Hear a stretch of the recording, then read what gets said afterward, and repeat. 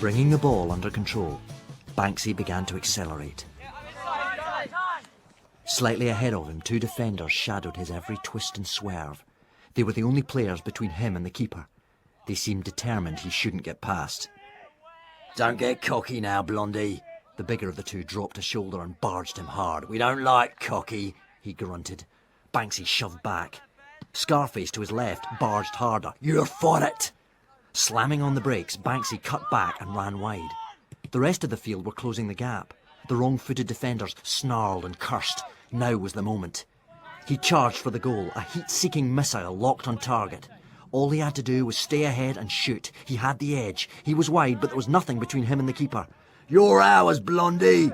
This time we're having you!" Above the sound of his own gasping breath, his own thumping blood and pounding feet, he could hear them, centimetres behind. "You've pushed us too far! You're dead!" He was close enough to tap it, but travelling too fast. "Bye-bye, Blondie! It's been fun!" Ah! Pain ripped through his legs. The ground leapt up and smashed him in the face.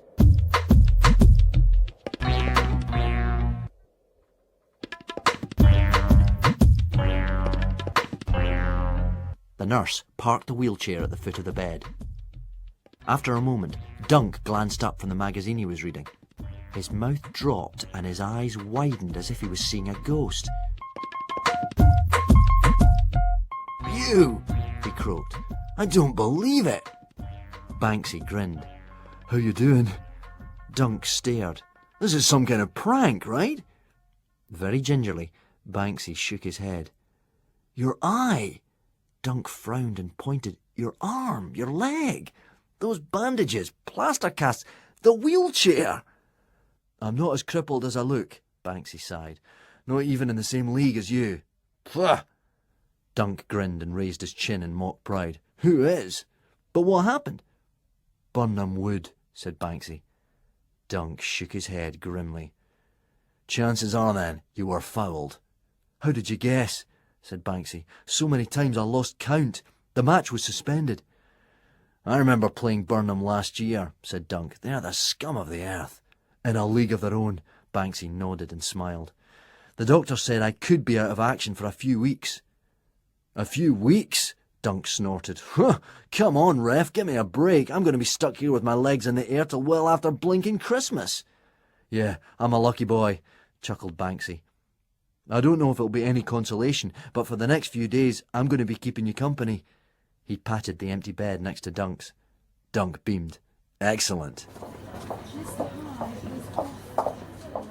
"Look at your lovely cards and flowers," said Nina. Banksy groaned. "Yeah," said Shanice, "and all this fruit. Poor boy's going to have a serious bowel condition if he eats this lot." Taking a bunch of grapes from one of the bowls of fruit, she broke off small branches and handed them to her girlfriends. "Fruit starts to lose its appeal after a while," said Dunk. He tapped the arm in a sling, "and it's kind of tricky when only one arm's operational." "Perhaps you'd like some assistance," said Nina, sitting on the edge of Dunk's bed. She dangled a large bunch of grapes tantalizingly above his mouth. "Would you like me to feed you?" she purred. Dunk blushed. "No one ever offered before." He took a bite. "Nina likes to do her bit to encourage healthy eating," said Shanice. "So, what do visitors bring long-stay patients that have grown bored of fruit?" "Magazines," spluttered Dunk through a mouthful of grapes. "Magazines!" exclaimed the three girls. "Tons of them." Dunk rapped his bedside cabinet. "Hang on, sisters," said Shanice. "Don't get excited. We're talking boys, remember." She opened the cabinet. Magazines and paperbacks spilled out onto the floor. "Blimey, look at this lot," said Shanice, down on her hands and knees. Football magazine,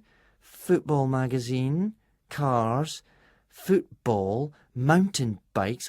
Don't you have any proper magazines, you know, like ones with fashion spreads and horoscopes and articles about celebrities? And relationships, added Nina, and hair and makeup. Light, gossipy kind of stuff, said Shanice. "Ah," said Banksy, spotting Mac at the end of the bed. "Found one?" said Shanice. "No," Banksy pointed. "Visitor." "Hello," said Shanice excitedly. "Hi." Mac's face was pale and drawn. He looked tired. "Not you, stupid," Shanice rolled her eyes. I just found a copy of Hello magazine. Mac shrugged wearily. Well, hello anyway, everybody. Good to see you, said Banksy. I wondered when you were going to show up. I see you didn't come empty-handed, said Shanice. Nina and Eve tittered. Mac glanced stupidly at his hands dangling at his side. My mum's just buying some flowers, he said. We're not stopping. It's all right, said Banksy. I understand. Hospitals don't agree with you, do they, mate? Mac shook his head. But I'm grateful you came, said Banksy. Don't let these three wind you up. You know what they're like. What's your star sign? Said Shanice. What? Mac looked puzzled. Your star sign. When were you born? He's a Gemini, aren't you, darling? Mrs. McBride and a large bouquet of flowers materialised behind her son. Gemini, muttered Shanice, scanning the page. Where are those twins? Squeezing past her, Mrs. McBride kissed Banksy on the cheek and handed him the bouquet. Thank you, said Banksy. Lovely flowers, you're very kind. Don't be silly, said Mrs. McBride. She pointed to all the cards.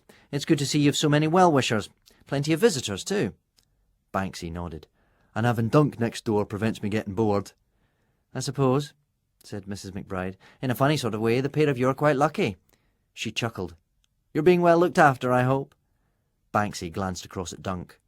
We'd both probably rather be outside kicking a ball, but... The nurses are nice, said Dunk.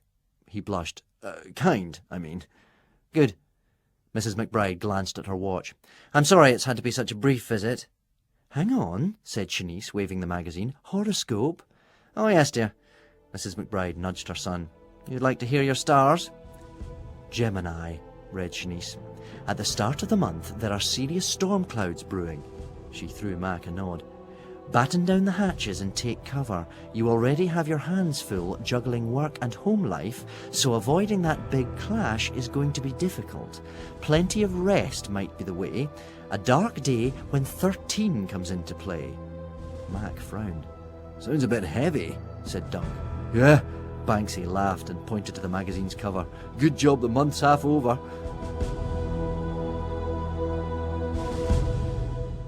How was the 13th? Said Shanice.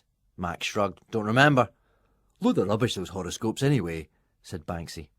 Come along, said Mrs. McBride. She gave her son a little nudge. Say goodbye to your friends. Mac nodded. Cheers. Mrs. McBride smiled and waved. We'll be back before too long. Take care. Yeah, right, muttered Shanice as Mac and his mum disappeared into the corridor. She shook her head. They never even asked about your injuries. Lovely flowers, though, said Nina. For a funeral.